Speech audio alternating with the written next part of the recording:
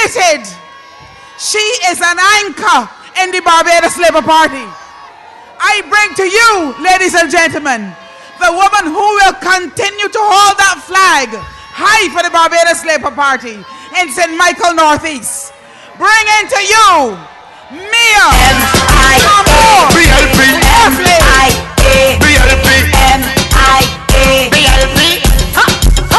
Let me go again. Wave your right. Mia for you. Wave your right. Mia for me. Wave your right. Put it over your head. If you know that we is we. Wave your right. Mia for you. Wave your right. Mia for me. Wave your right. Put it over your head. If you know that we is we. This a BLP party.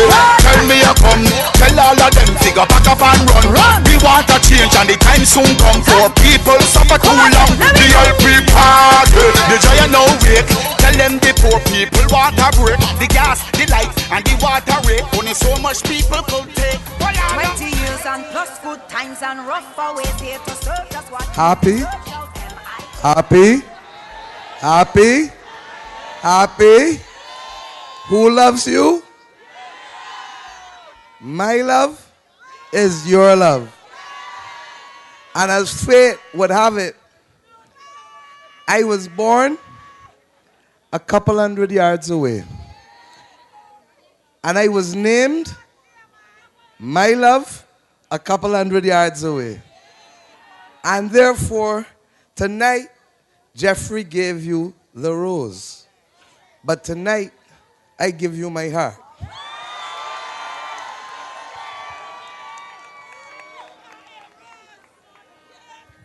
And I give you my love.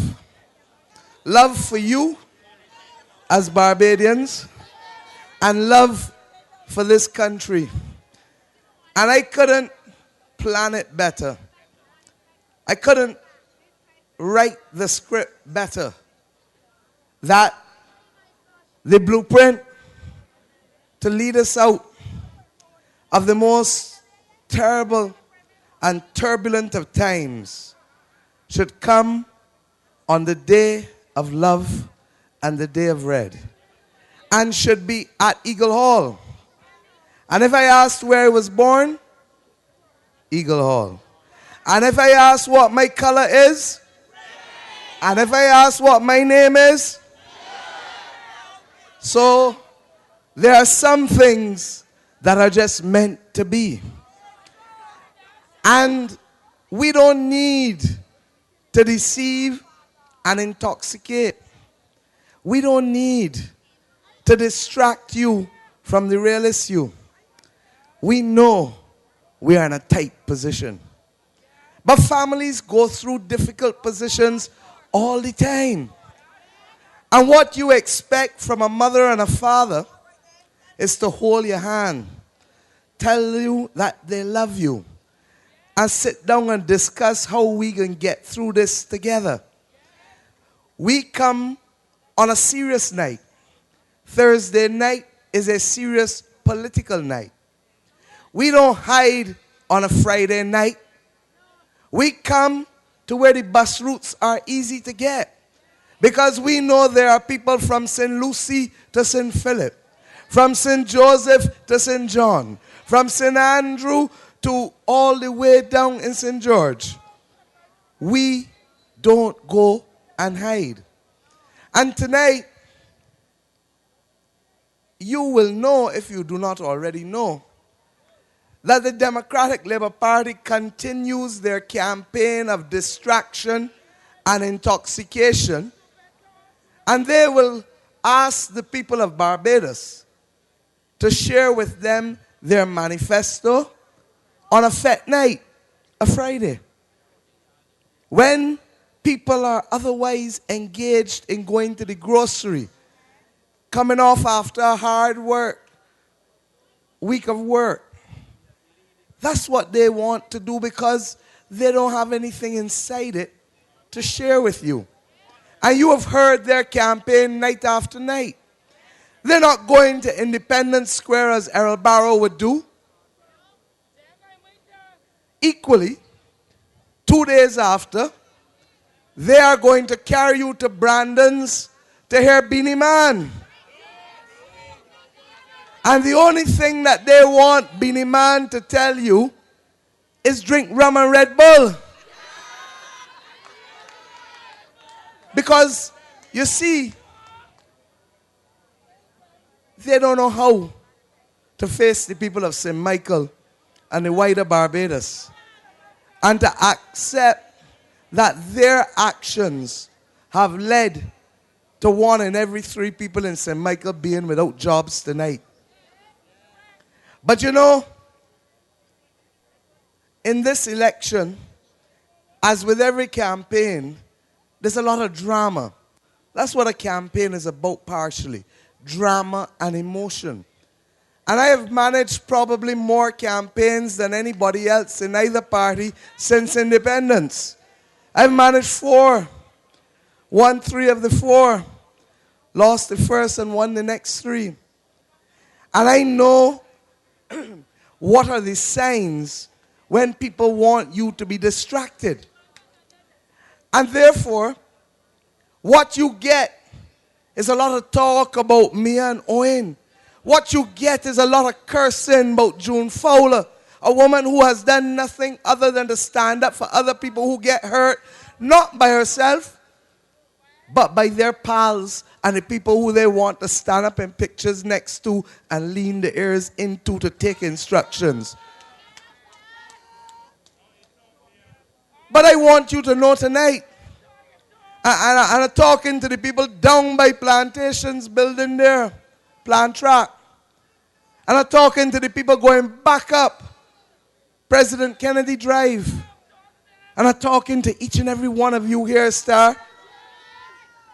There is one, listen to me carefully, there is one and only one issue in this campaign for you to decide by next Thursday. And listen to it. Do you believe in your heart of hearts that Frundell Stewart and the Democratic Labour Party can lead you and this country out of the economic morass that you are in? Or will it be business as usual? Same old thing. Because everybody gets energized by a campaign. And everybody gets distracted and want to turn off there and turn off there and turn off there and turn off there. But come Friday morning next week, you're back to reality. And do you want to spend the next 5 years of your reality with business as usual? Do you want a prime minister who does not believe he has to talk to you, talk with you, or even talk about you? Do you want a minister of labor who can as easily meet with the private sector and tell them that they're right, and then meet with the labor people and tell them that they're right when both can be right? Do you want a minister like David Eswick writing letters to his officials telling them do not meet with the Minister of Finance? Do you want a government that has become the laughing stock of the world? Do you want to have a Minister of Finance and a Prime Minister meet with a dairy industry in June last year? And they promised them $1.4 million in 2 days, and they get a variation of it yesterday, 9 months after. Or do you want a government whose word is its bond? This afternoon, and I took pictures of it, so I got it here if they want to challenge me. Those who drive up in St. John and pass by Pool would see a big sign up, $5 lots. You know what I mean? It's been up for almost 4 years. The people didn't get the $5 lots that were promised in the first 100 days. And today, officials from the National Housing Corporation are rushing, sending letters to people, telling them to pay deposits within 7 days. If not, you will not get the lot, and that you have 2 months to finish the closing of the sale. Now, a government that could not do it in 100 days now wants to do it in the last 7 days of its breath. Is that the kind of government you want? And therefore, ladies and gentlemen, tonight we have come to take you on a different road. And we have come to my birthplace, Eagle Hall. A place that for me has many meanings. A place where I grew up seeing Tom Adams and Henry Ford and Bree St. John as a child almost every weekend. And yes, I saw a bar too. And in this place, I was taught as a child that we have a great country. And that we may not be the richest in terms of money, but we are the richest in terms of spirit and resolve. And that when others say Barbadians are arrogant, they really mean that we walk tall and that we have pride. And this manifesto tonight, more than anything else, is about restoring pride and dignity to the Barbados people first and foremost. But you can only have pride and dignity if you understand who you are and where you're going. And if you refer to your people in the negative way that the Prime Minister now refers, then people will have a negative mirror image of themselves. If you feel that the only way you can put money in people's pockets is by going to a drug lord, then you will have a negative image. But if you read the Barbados Labour Party manifesto at page 14, under cost of living, and at page 17, under incomes policy and under energy, you will see, as Clyde addressed the cost of living component so brilliantly tonight on the screen with his slides. And I don't have the time tonight allotted to me to go into all the details. But you will see, as I've been saying, we're going to bring down the cost of food by reducing VAT on food, because you were told that it was only for 18 months. And then they passed a law saying, until further notice. Well, let me hear Eagle Hall say that next Thursday is until further notice when the Barbados Labour Party is returned to office.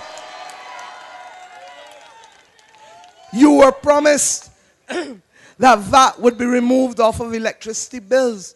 But the body that can reduce VAT for you, we're not going to come and idly promise you something that is unsustainable. But we can reduce the VAT from 17.5% to 15% because it's only going to cost us 12 million. We have told you that we also want to give you a chance to get a decent living. Many of you who are public servants have not had a wage increase since 2010. In this manifesto, we commit to an incomes policy that protects those at the bottom, because we know you need the greatest protection. The little baby can't walk on its own because they're weak. The person earning $1,500 a month or $1,200 a month can't withstand the high breezes because they don't have the girth, they don't have the foundation, and therefore a government must protect them. Equally, the rest of us in society must understand that we can only build this country if our productivity, if we do better at what we do, we produce more, we give an honest day's work for an honest day's pay. Not like this government who's worked 2 hours and then call it a day's work. But we don't stop there. We understand that there's a connection between you and the people and the opportunities that exist in the economy.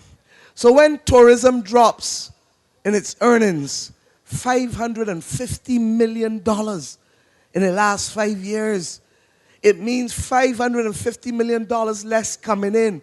It means, therefore, businesses shut down. It means workers gone home. From the largest of the large in Amman to the smallest guest houses have been hit like a hurricane by this government.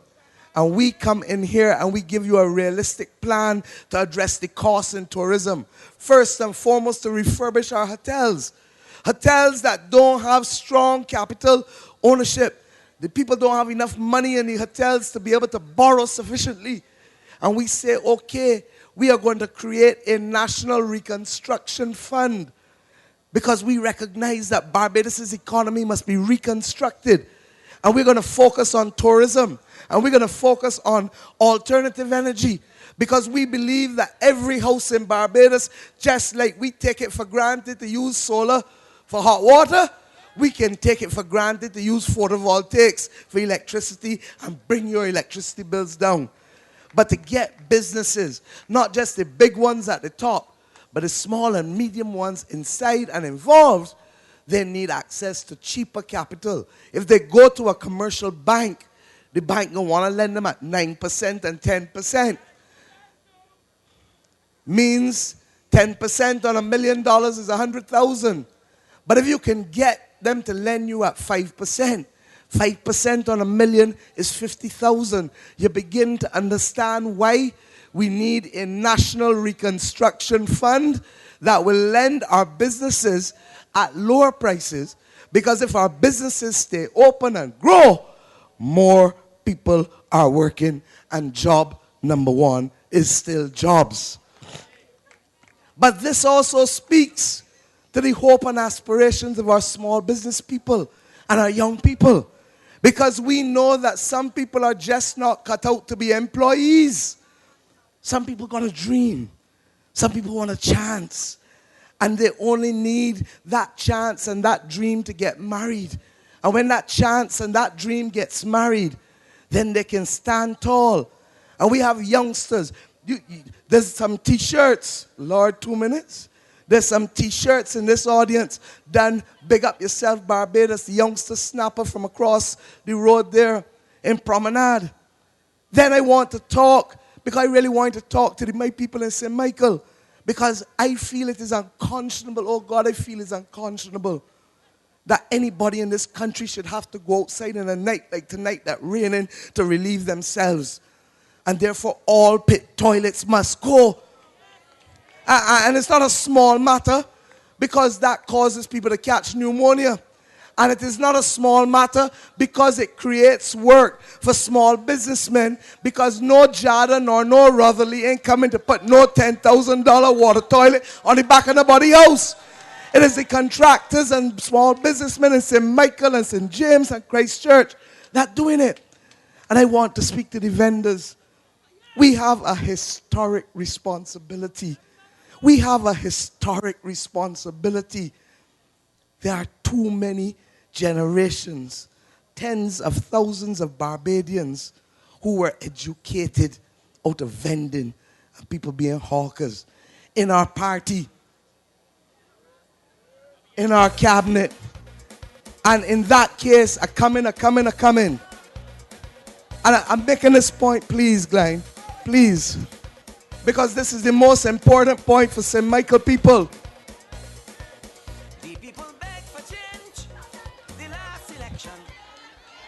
Cease and settle.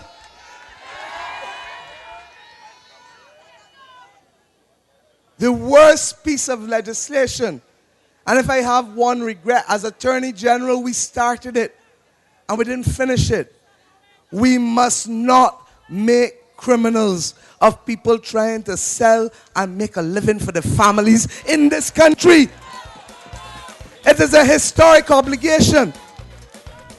This manifesto is about a better tomorrow.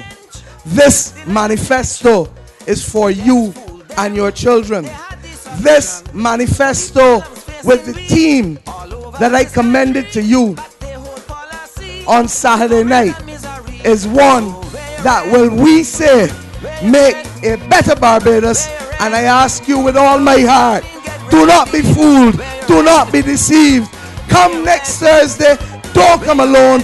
Bring your neighbor, bring your mother, bring your father, bring your daughter, bring your sister, bring your lover, bring everybody, and come and vote. Good night. God bless you. And I love you. Where you red? For Barbados Labour Party. Going to the polls and vote in the bees. Going to the polls and vote in the bees. Going to the polls and vote in the bees. Vote in the bees, yeah.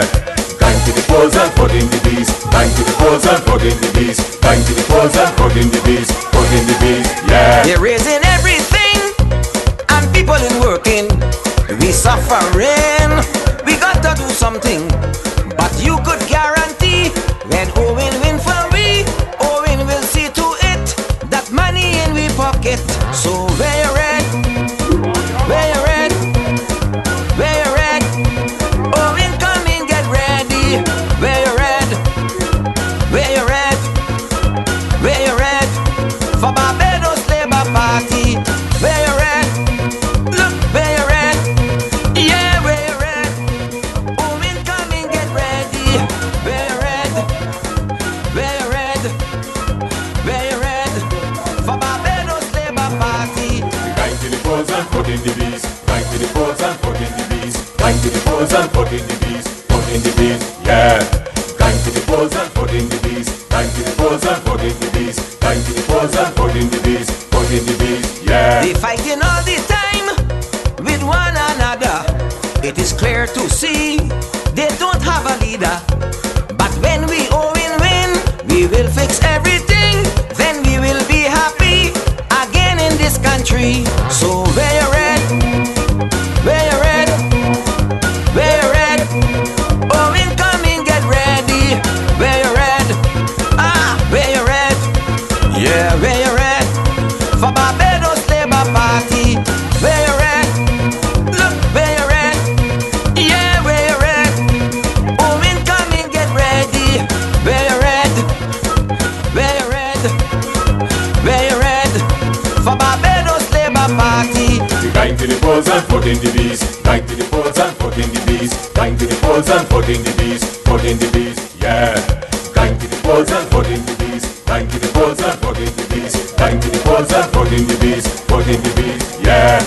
Going to the polls and voting the bees. Going to the polls and voting the bees. Going to the polls and voting the bees. Voting the bees, yeah.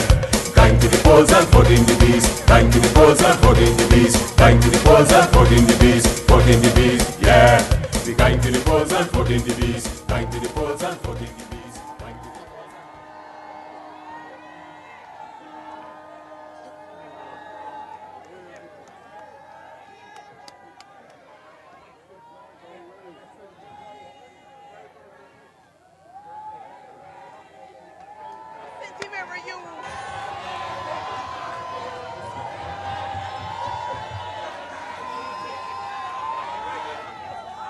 Wonderful, wonderful good evening to you.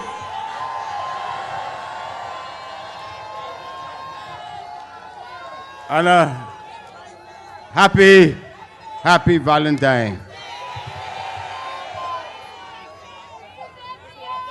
Tonight I have come to launch the manifesto of the Barbados Labour Party, signaling that we are now about that phase of the campaign to tell the people what the next Barbados Labour Party will do for you. I am going later tonight to commend this manifesto to you using a poem by a Mr. Hilton Vaughan called To the Unborn Leader.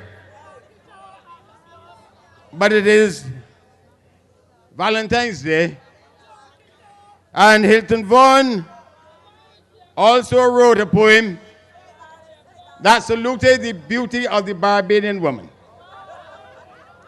And I know that there are a lot of men who left home tonight without doing what they should have done, especially on Valentine's Day. But I want tonight to read and to recite another of Vaughan's poem, a poem that is, in my view, the best poem in the English language, because it salutes the beauty of the Barbadian woman. And I feel the need to do it at a time when, from the other platforms, the dignity of the Barbadian woman is being called into question. So, gentlemen, If you have not saluted your women folk tonight, recite with me Vaughn's poem. Turn sideways now and let them see the loveliness which escapes the schools. Then turn again and smile and be the perfect answer to those fools who always, you don't know the poem? Who always prate of Greece and Rome and such like things, but keep tight lips for burnished beauty near home.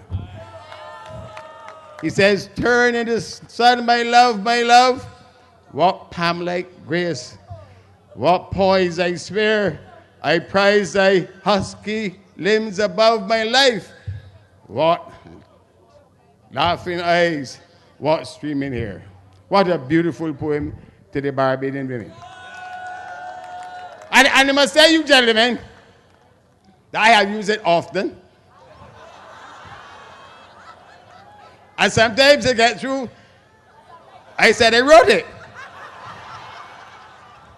And I must tell you that whenever I use that poem, turn,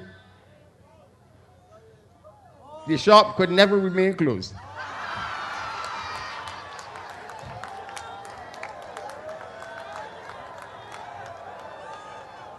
So, that poem, turn sideways now and let them see what loveliness I'm saying here tonight.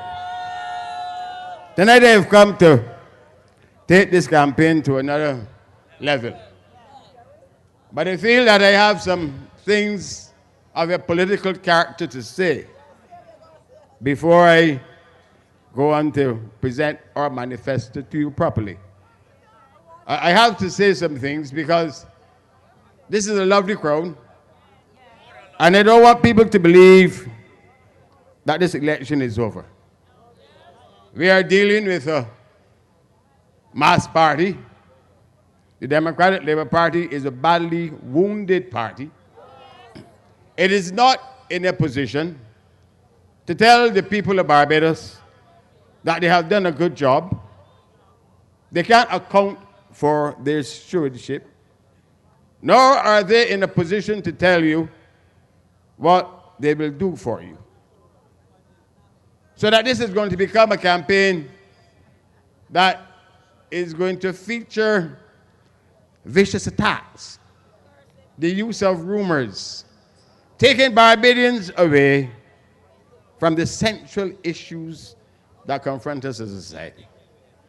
And I'm asking you, all of you, not to take the victory for granted. I'm asking you to fight to the very end. I'm asking you, on election day, don't wait for the cards, walk to the polls. And why am I saying this? When my daughter, who is in second form at school, can tell me, Daddy, is it true that the Barbados Labour Party is planning to have school on Saturdays and Sundays and make people have to pay bus fares again? My daughter is asking me that question because that is the propaganda that we are now having to fight against. In St. Peter, my campaign is telling me that there's now a rumor out that we have taken some contribution from somebody who owns a restaurant and that we are going to privatize the beaches. Make the beaches private. And you know, the women folk of Barbados who I have saluted have been attacked in the most vicious way from the platforms of the Democratic Labour Party. And I thought that by now the churches would have come out and spoken. I thought that the National Organization of Women would have come out and speak. But they came out just to glance at the matter, but to trash the Barbados Labour Party. And the National Organization of Women's president is a former candidate of the Democratic Labour Party and an agent of the Dem. And I want to say tonight that she called upon me to reappoint Mayor Motley. I don't need her advice in the matter. But for a political balance, speaking on behalf of the National Organization of Women, when she called upon me to reappoint Mayor Motley, she should, for have political balance, call upon Ronald Stewart to reappoint Ronald Jones.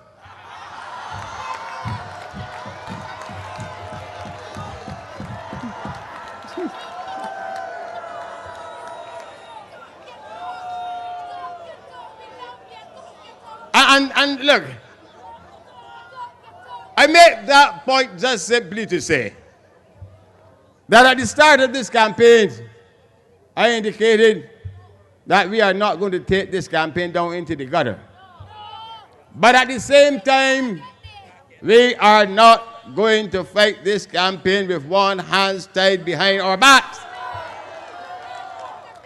And that the Barbados Labour Party is entitled, like any other entity, to the right of self-defense.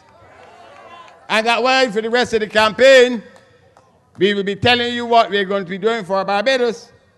We are not going to have a situation where rumor, lies, propaganda, and misrepresentation becomes the basis upon which an election in this country is decided. Too much is at stake. Our people are hurting too badly for such nonsense to become the basis upon which this election is to be. Will you just say Ronald Stewart?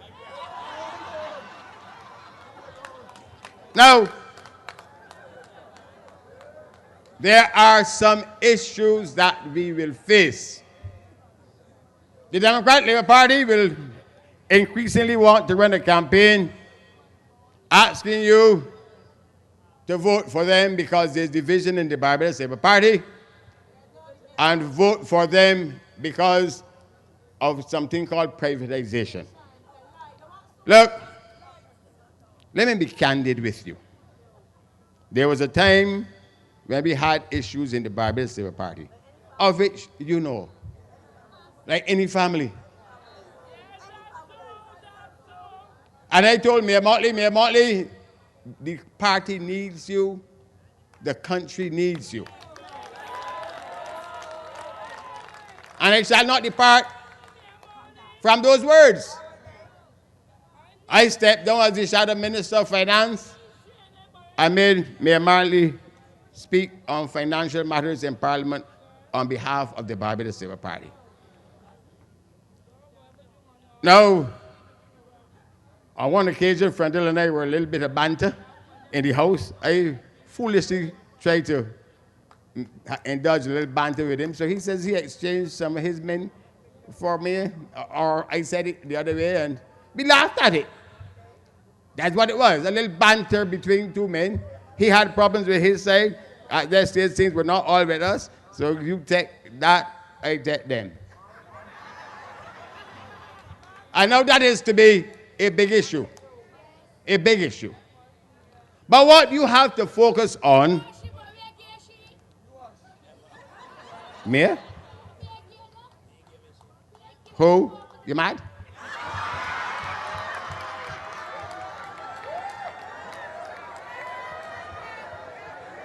Mayor Molly, I have important work for you to do. And Barbados needs you. But what you all are being asked not to take cognizance of, it is not just the division between the personalities in the Democratic Labour Party, but the fundamental divisions between the members of the party on fundamental matters affecting the well-being of you all.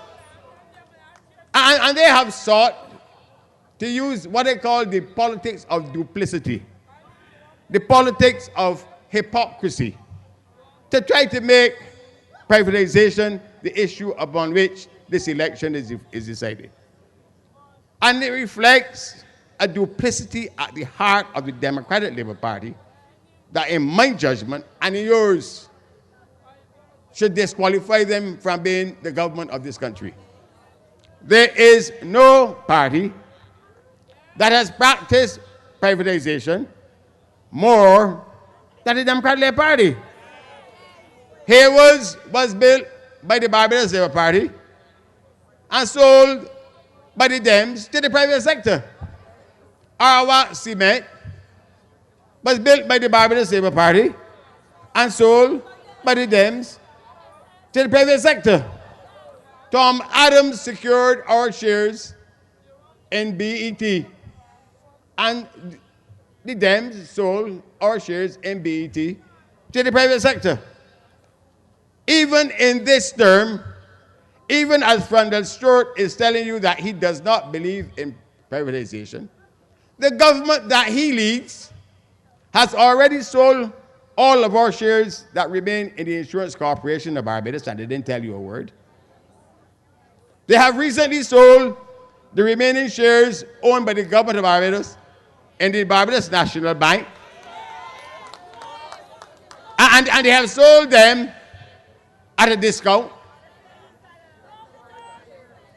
And Chris Sinclair has gone on record as saying that he is not only going to sell Transport Board, but the National Housing Corporation. And he has said, not me, that he's going to sell the Sanitation Authority. Now, you would have heard these things on the platforms. Chris Sinclair belongs in the cabinet of Frandel Stewart. Frandel Stewart would have had to be asleep stronger than we thought.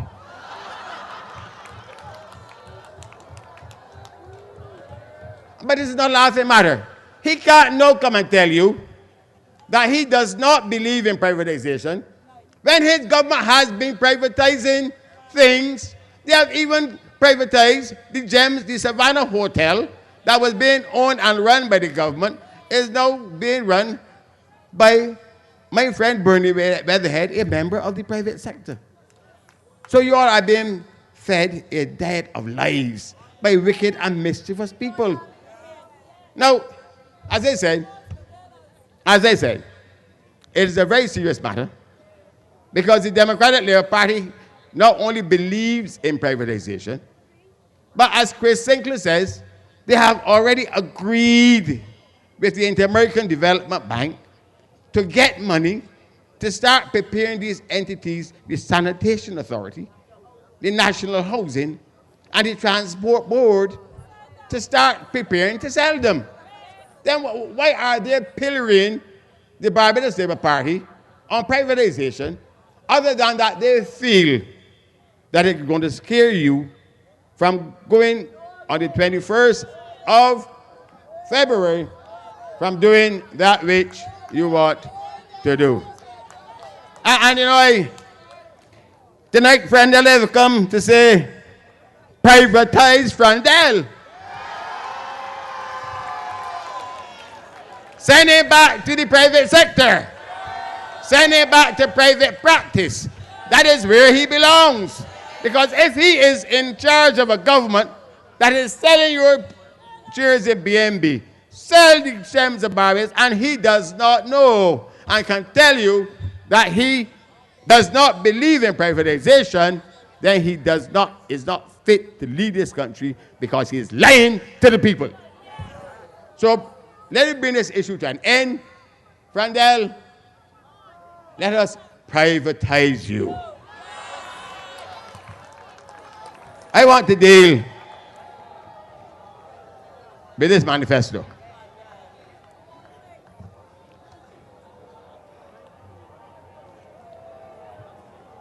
This campaign has reflected many aspects of your Barbados Labour Party. But I do not believe that there's any other aspect of this campaign that better reflects the Labour Party at its best. Better than this manifesto. Is there an issue in the crowd, please?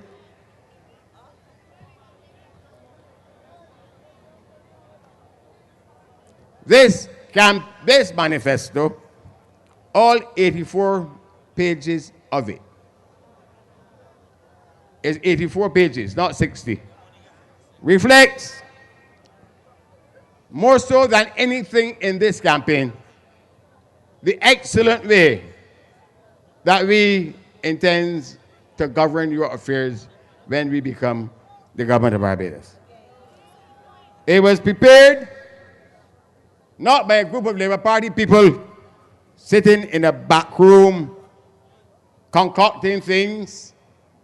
This manifesto was prepared through extensive and intensive consultation all across this land. It is not the party's manifesto, it is the people's manifesto. And tonight I bring it to you to present it to you as not a 100%, because nothing in life can be 100%, but an honest, sincere plan for the rescue and the restoration of this country from the greatest calamity that has ever undertaken it. And you know, in preparing it, we have done things that some were telling us that we should not do. There were some political commentators that were saying, but why is the Barbados Labour Party coming out and talking about its alternative policies when all it has to do is just to keep quiet and let the Dems make their mistakes? And that we will just naturally become the government of the day. We do not believe in that kind of relationship with the people that we want to govern. And that we want to hold ourselves open to you by presenting to you a manifesto that is based upon the best advice, not from the Barbados Labour Party people, but the best advice that we have been able to garner from all of the people of Barbados. And I must tell you that when you read this manifesto, the piffle and the nonsense and the false promises that you find in others, you will not find in this.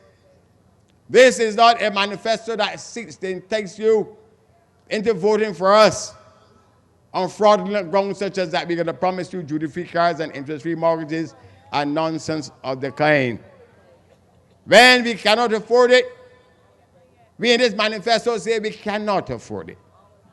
In this manifesto, you will find a statement that we do not believe that we can afford to build a new hospital. We can't. It will cost $1 billion to build a new hospital. We are not going to be like the Dems.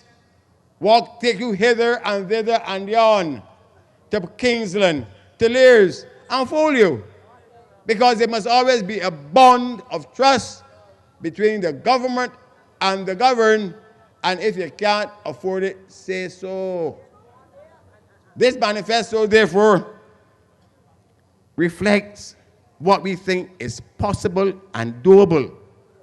And tonight I want, first of all, to thank all who contributed to it.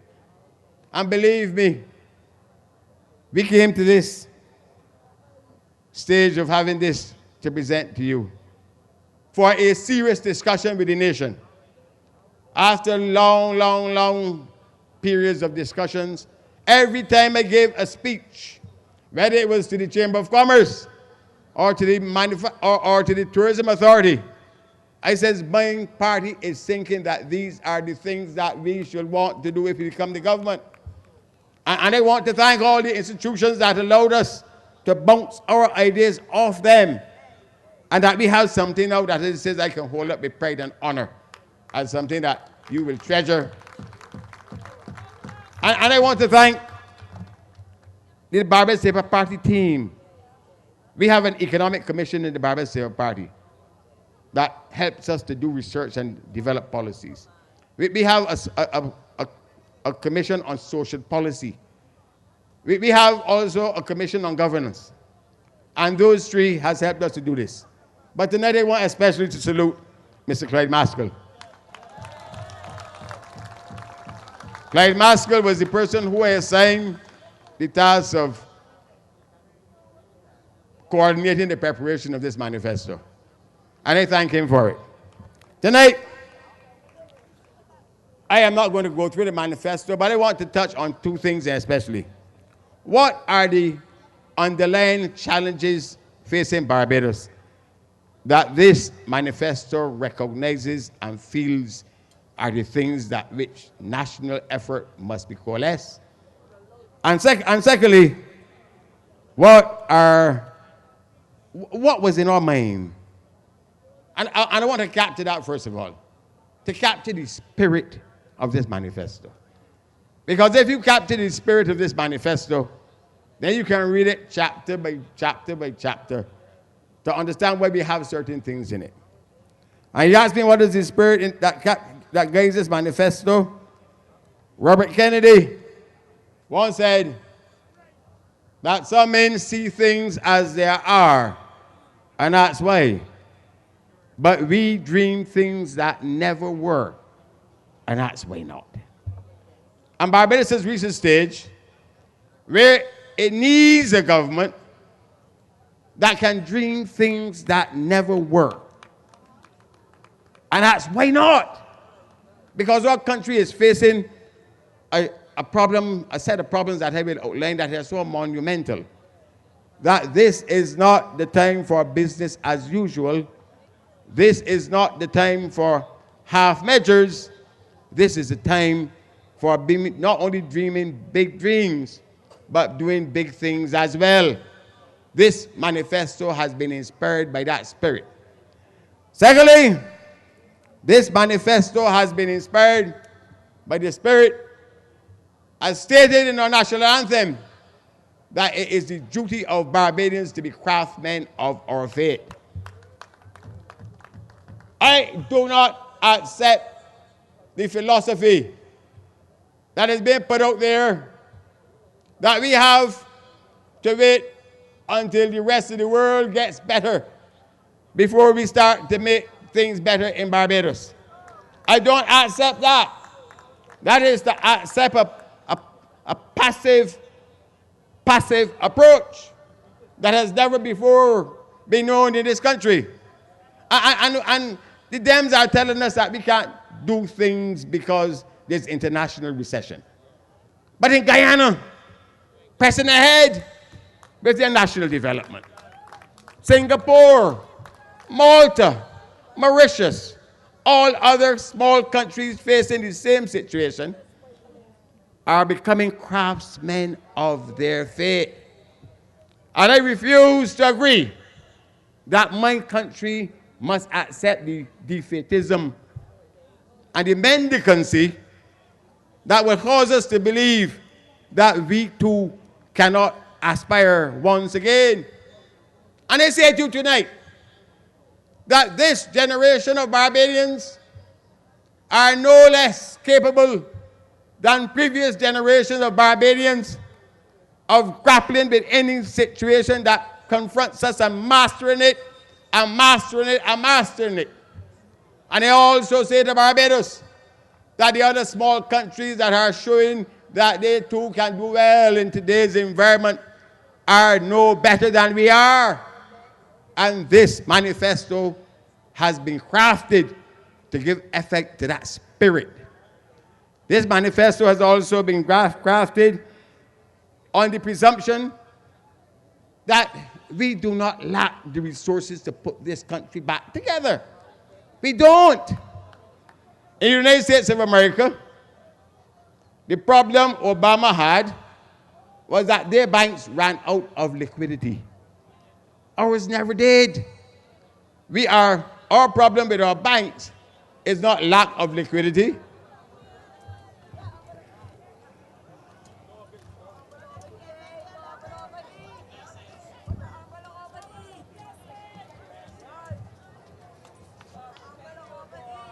Look, we are not going to suggest to you that the problems of Barbados can easily be solved. But the Barbadian public must start to be told that we have the resources to get the job done. It is a matter of simply using the resources well. And let me tell you why I'm saying that. The banks are flush with liquidity. We need now to have the innovation that enables the money that Barbadians have put in the banks to be able to press into service to help to rebuild this country. And there are many Barbadians who have ideas but have been failed by the financial system. And I'm asking you to read that part of the manifesto that speaks about financial innovation, because it is one of the main important policies that we introduce. Secondly, your national insurance contributions have led to the national insurance generating surpluses that are large. They must not be badly used, but they are there as a source of development financing, properly used to help to carry forward this country.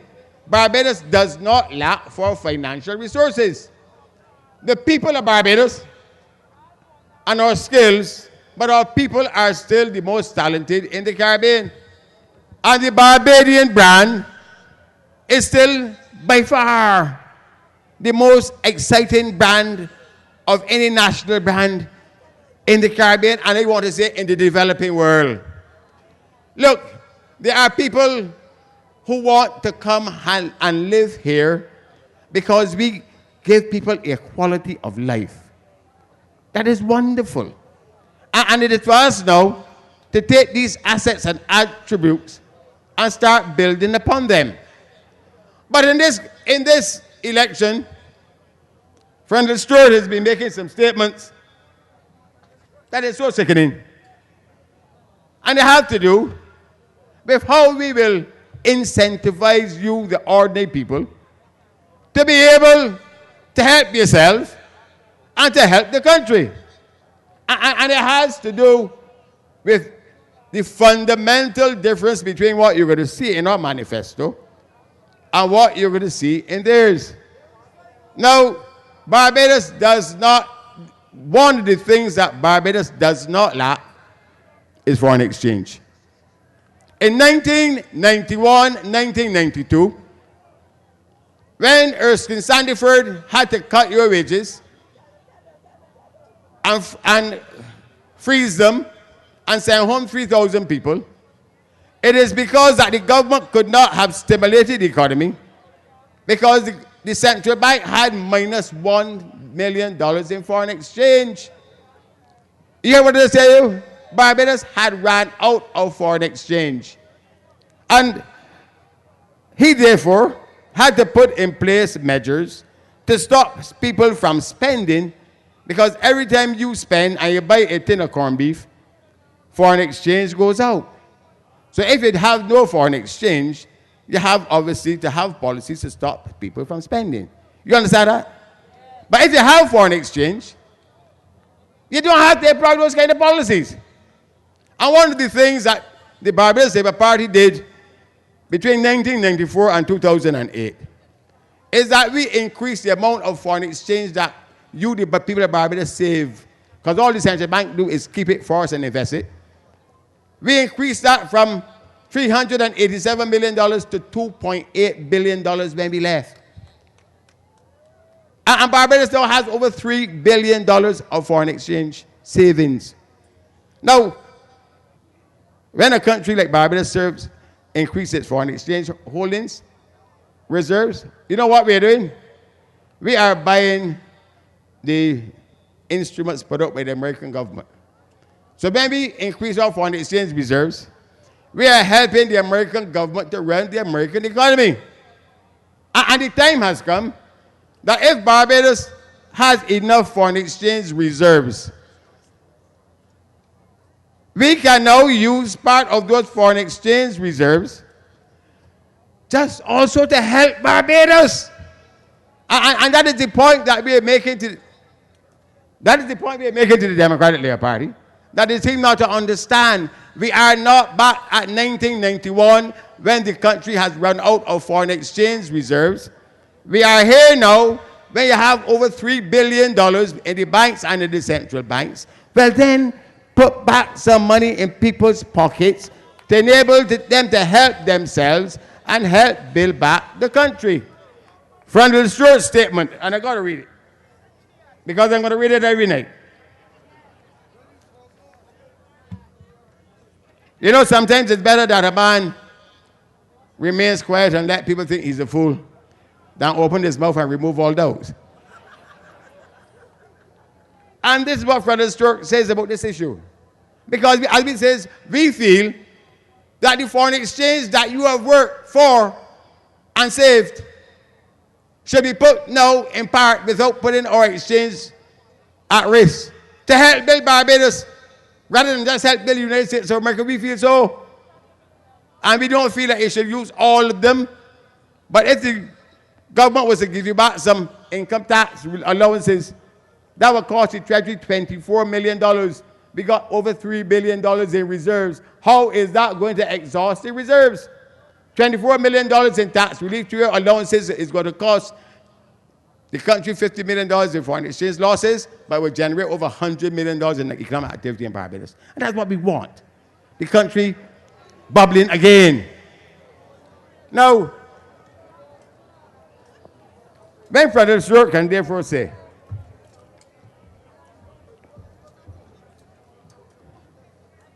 that, well, he says, you ain't got to work. He says, if the only issue is putting money in your pocket, he said, well, you ain't got to wait on no government. Drug pushers got money. You can get from them too.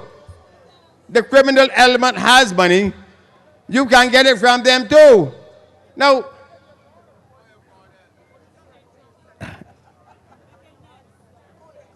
this is a prime minister telling you that if you want money, you can go and get it from drug pushers or from the criminal elements. I may ask you one question. On what more grounds does the Democratic Labour Party tell you that the government has no obligations to put money in your pockets when this Democratic Labour Party government is putting money in the pockets of cost you less? This government is telling you, we can't put money in your pockets, go to the drug traders and the criminal elements. But they have agreed to let cost you less operate in this country and don't pay a cent on their dividends. Put every penny in their pockets for 15 years. What makes it right for Chris Sinclair and Frandel Stewart to allow for cost you less to put money in their pockets, but not in yours? And not only cost you less, there are some things that are happening in this country that have to be spoken of before this campaign is over. Who is this government putting money in whose pocket, into whose pockets? It is not the small man. It is not the middle class. But more deals are being cut, have been cut by this administration, and in the closing stages of this campaign, more deals are being cut to put money in the pockets of certain people.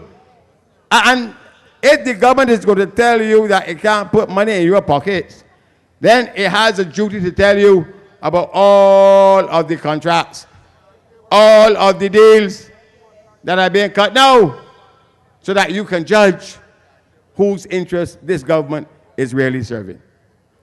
Now I tell you that this manifesto has also been prepared to deal with three fundamental challenges facing Barbados. Three. One is, and I can simplify them for you, this country used to have one of the best managed and best performing economies anywhere in the developing world. We really did. I saw how this country could respond When I became Prime Minister in 1994, this country had 24% unemployment. We left it at 6%.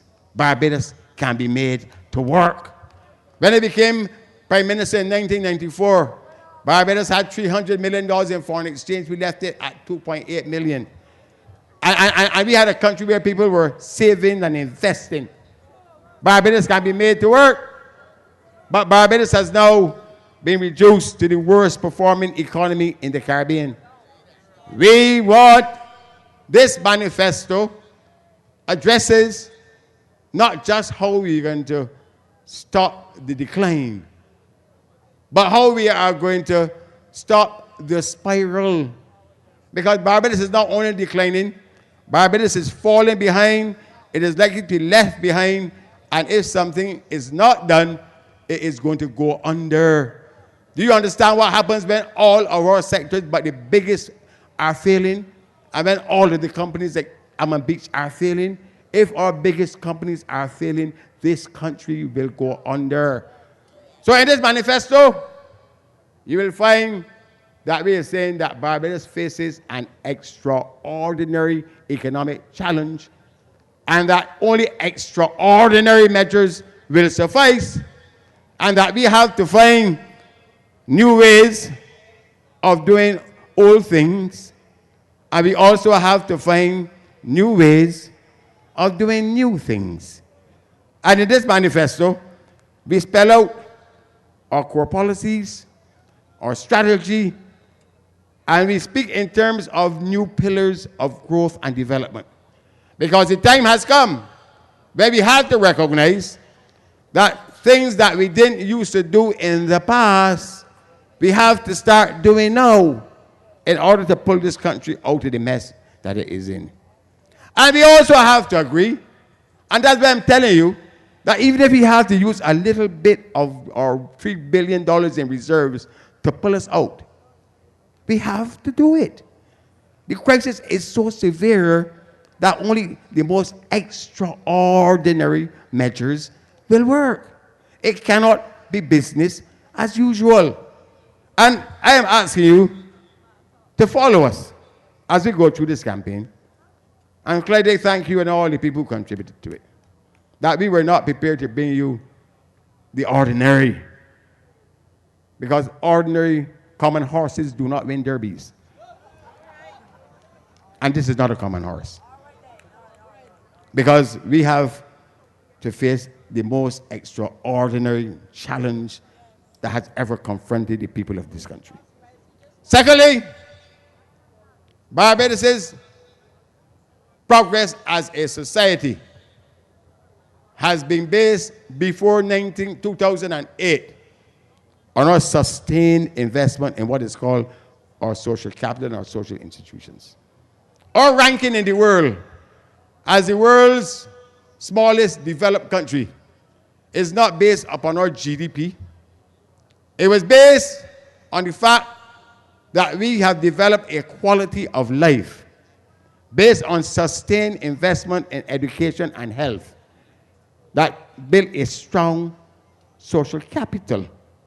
And that people could create business here because we have skills and institutions and values. Now, this government, this Democratic Labour Party government, as you know, has started to destroy the very social capital that has served as the basis upon which our progress has historically been founded. And this manifesto addresses this challenge.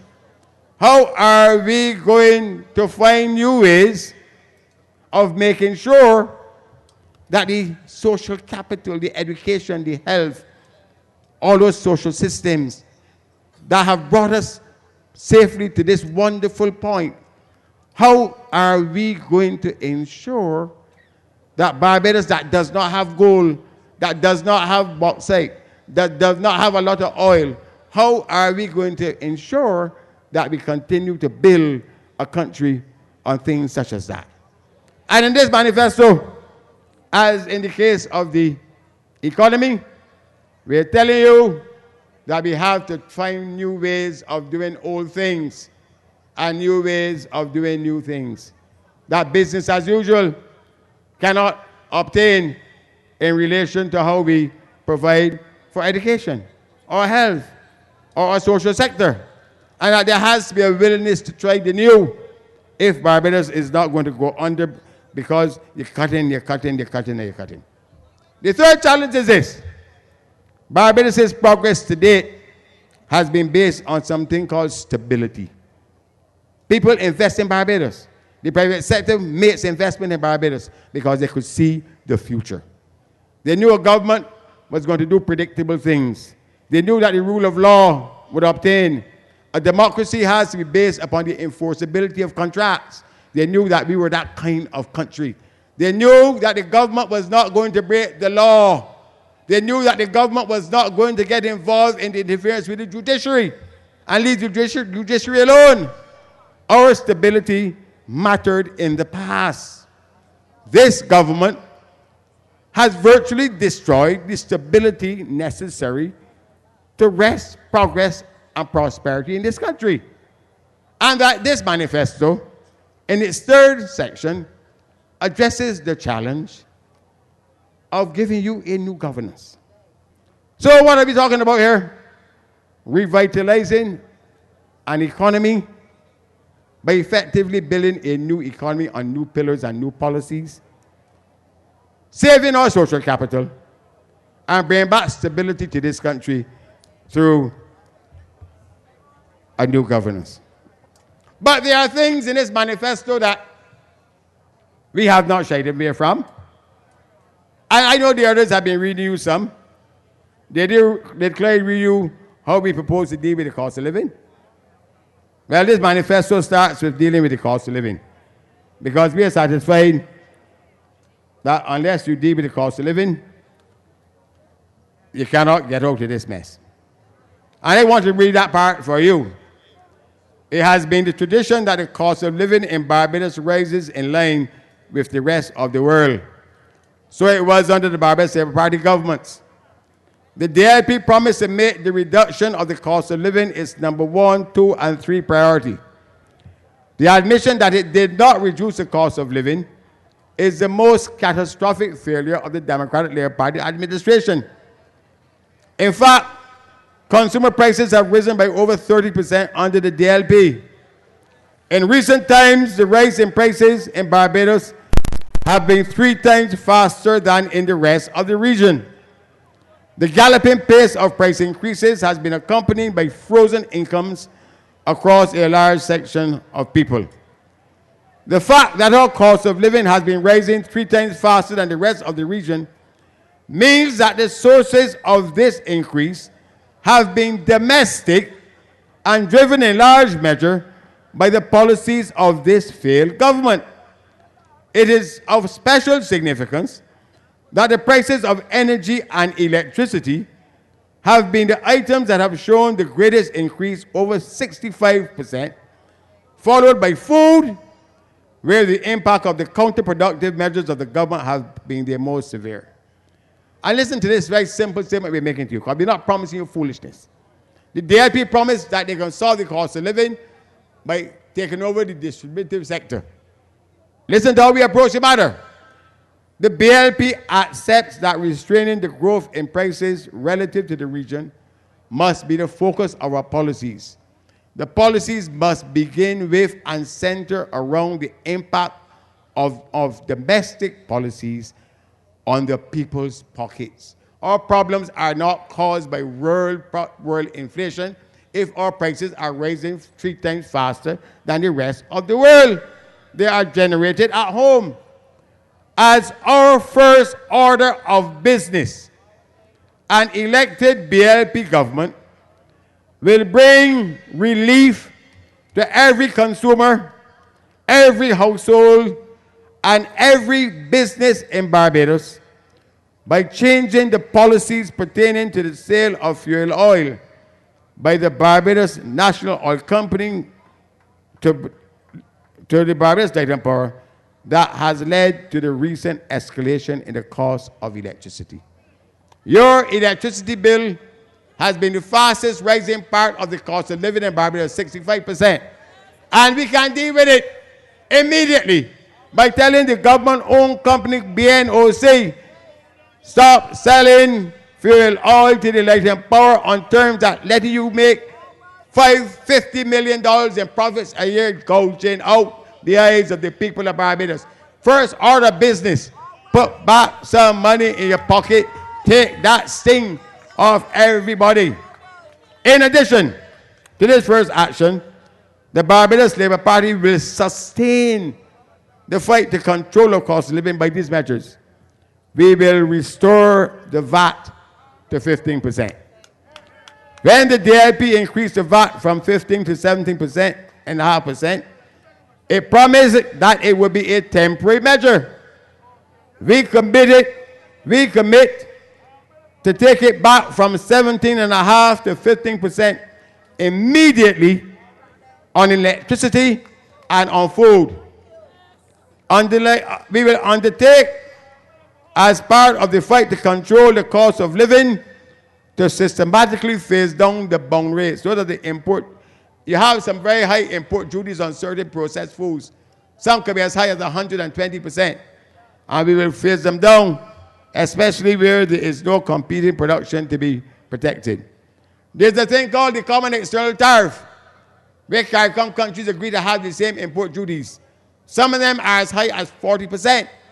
And part of the reason why your prices are so high is because of that common external tariff. We undertake to advance negotiations with our CARICOM partners to continue to reduce the common external tariff where there is no local nor regional production being protected. Immediately upon taking office, we will reduce and eventually remove the cess that has been placed on gasoline and diesel.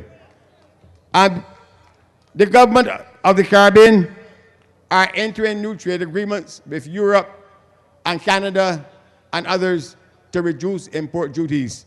We will pass on the benefits of the reduction in duties as contained in these new trade agreements, especially with Europe.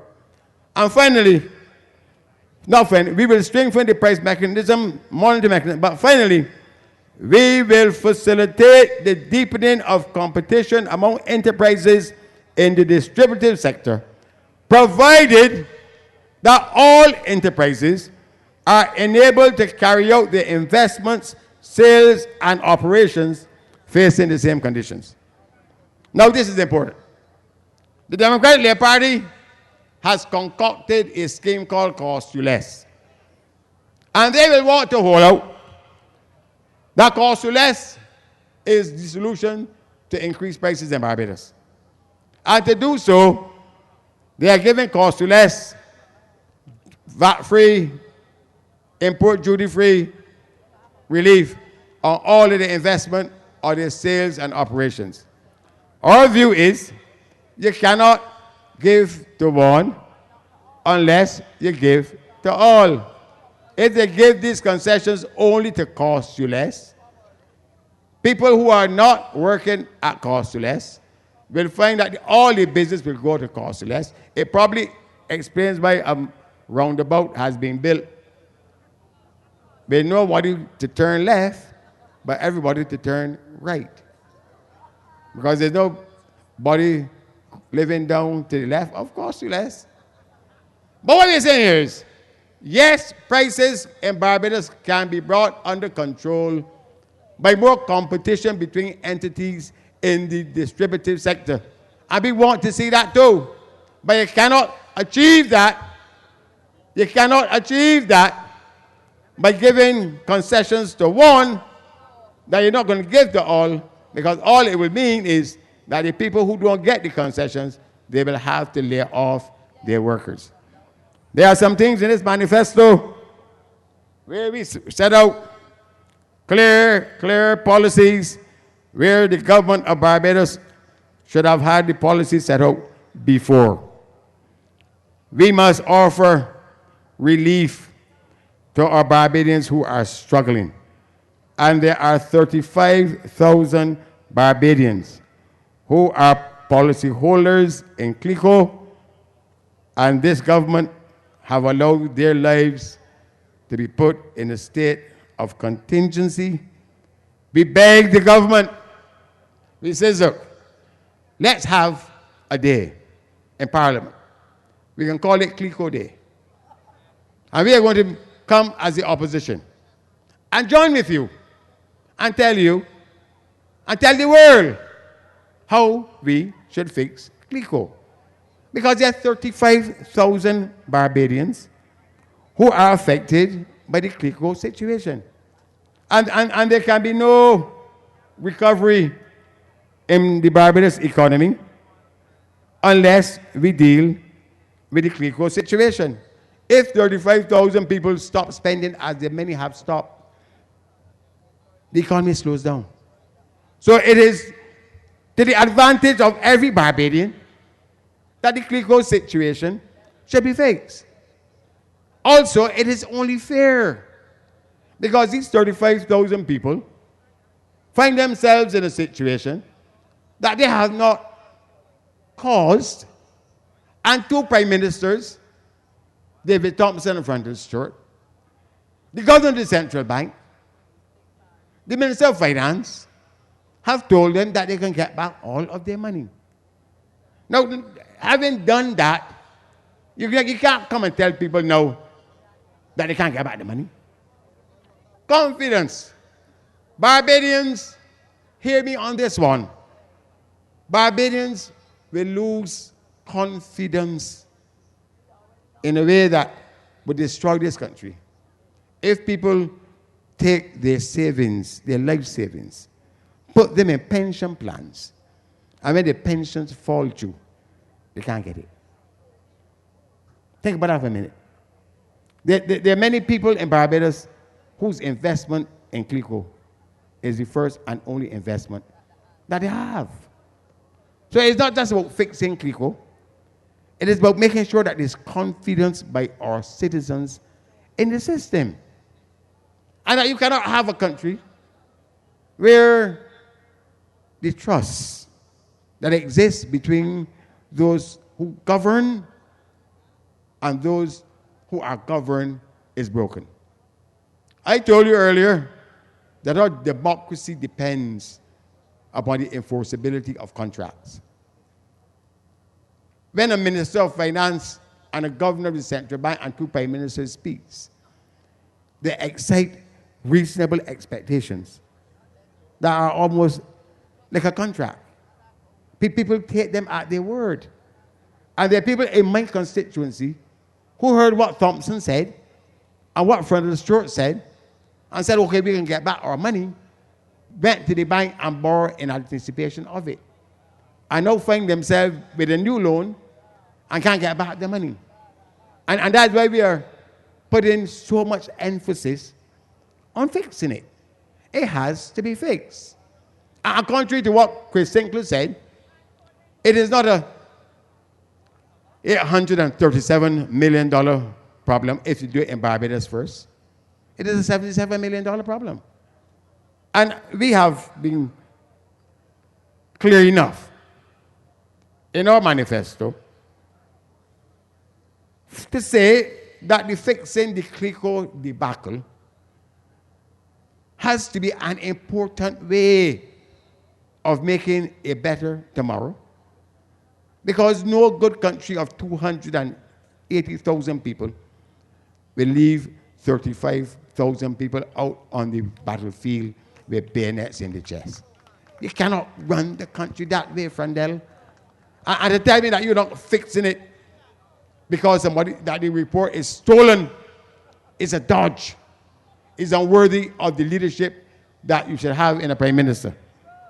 So look, we have said out here very clearly that we can fix it because governments exist to take charge. And you must take charge. And you will have a government that will take charge. So, this is what we say.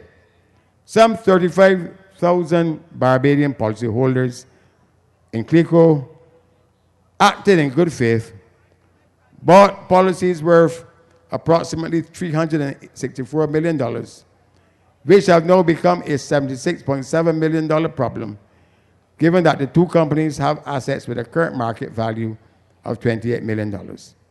The policyholders currently face the possibility of losing around 50% of their money, having been promised the full 100% restoration of money by two DLP prime ministers, DLP Minister of Finance, the governor of the central bank. For too long, these unfortunate citizens have been left in anguish and frustration because of slow decision making. The CLICO British American matter must be resolved without further delay to secure the welfare of the affected individuals, families, households, corporate entities, and the Barbados economy in general. A new BLP government will take prompt action to provide a definite and satisfactory solution to CLICO and British American, first in Barbados, because I'm not going to agree that we ask the taxpayers of Barbados to fix other people's problems elsewhere until we fix ours. Home drums must beat first. And in Trinidad fixed their CLICO problem first before they turn to the rest of the region, and CLICO is a Trinidadian company. So we start with Barbados first, and then we can negotiate with the rest of the Eastern Caribbean as to how we can help them. And I'm saying to them that we are reasonable. The Barbadian taxpayers cannot carry all this burden on their shoulders. Those governments have to put something on the table too. But we just can't take it out of your pockets to fix CLICO. But we can fix it first. So, we will honor our commitment to return all individuals and non-profit entities that are CLICO and British American policyholders in Barbados the full value of policies as of the date at which the payment of interest to them cease. To individuals and non-profit entities, settlements will be made by a combination of cash, short-term marketable investment instruments, and tax relief where applicable. So you can fix it for them. We will honor our commitment to return to corporate entities that are CLICO policyholders in Barbados the full value of their policies at the date at which payment of interest to them cease. We're not giving them cash. Settlement will be made by a combination of medium and long-term investment instruments and tax relief where possible. So individuals, you can get cash, investment instruments, tax relief. Companies, you get investment instruments and tax relief. We will also thereafter meet with the OECS governments to work out a solution to their liabilities. But above all, we will commission a far-reaching forensic audit to ensure full accountability and transparency and to mitigate the exposure of Barbadian taxpayers, and we will therefore take all appropriate legal action to trace and recover all assets based on the outcome of that audit. Mr. Paris, what is it, Mr. Paris? That we will take all appropriate legal action to make sure that these settlements don't fall only on you, the taxpayers, but those who brought CLICO to its knees. Their assets must be part of the solution as well. I could spend the whole night going through this manifesto. There's some little exciting things that excite me. For example, in this manifesto, we not only are telling you that we got to go back and do the flyovers. The flyovers weren't doing. They weren't doing.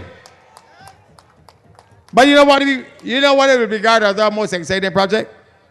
When you come to Hospital Turning, to get into town, you're going through Waterford Bottom, down Station Hill, down Hinesbury Road. That is grief. What would happen if a governor of Barbados dreamed things that never were? And take a road from Hospital through that vacant land, down behind the prison, straight road, a new expressway that doesn't have to carry you down Waterford Bottom and carry you straight and fast into Bridgetown. Don't you want a government who wants to start to do these things for you again? A nice new road. And the road will pay for itself from the amount of gasoline that you will save. We also want to go back to things that have stopped. We want to have, again, a country where in every community there's a road. You know, I went into the Christ Church. In my constituency, John Boyce is the Minister of Public Works. You're going to hear this. In Mile and a Quarter, his father lives in Mile and a Quarter. His name was Cybert Boyce. There is a road that we were doing in Mile and a Quarter that is the closest road to John Boyce's father's house. It started under the Barbados Labour Party, but John Boyce would not even fix the road in Mile and a Quarter that is the closest to his father's house. You hear what I say you? John Boyce's father's house is close to a road that we started. And the man would not fix it for 5 years. So that we will deal with the big things and the small things. I look forward to carrying you through this manifesto, night by night, piece by piece. Because what we are promising you in this, as I said, is inspired by a vision that we can make things better. By, as I said, trying new things. Stop the inertia. Stop the drift. Inspiring Barbadians to believe that they too can participate in building their country and building themselves. Putting Barbadians in a position where we marry aspiration with opportunity. People in Barbados aspire. They want the means to be able to reach their aspirations. And the government must give them the means to get their job done. And this is what this manifesto is about. And tonight, I told you that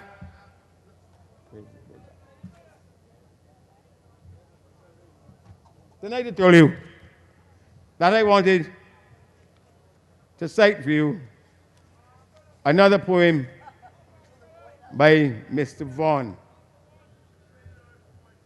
Just find it for me, please. Anyhow, this manifesto is not so much only dedicated. This manifesto has been prepared by my party, not just for this generation, but for generations yet unborn. And as I was preparing it, I was not only thinking of the words of Vaughan's, but I was thinking about the fact that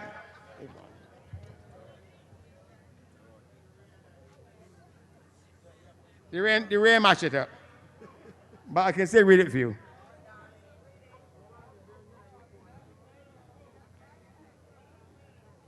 To the unborn leader, the children of tomorrow. And this is what Vaughan said.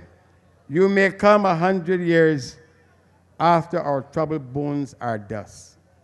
Far-seeing statesman born to lead and worthy of the people's trust. Let me manifest it. Turn these few pages in that hour. The manifesto. Turn these few pages in that hour when by dark doubts you are assailed, of what it boots to shape their power. Read what we won and where we failed. And this is my ship now. Band the word with wisdom, faith. Oh, Bill, where we but dream. Expose, undo, repair, extend, as you, O Master, best may deem. But whatsoever of yours you keep, whatever fades or dissipates, above all else, We send you this, the flaming faith of these first years. Ladies and gentlemen, we send you this as a statement to a better tomorrow. Good night, and God bless each and every one.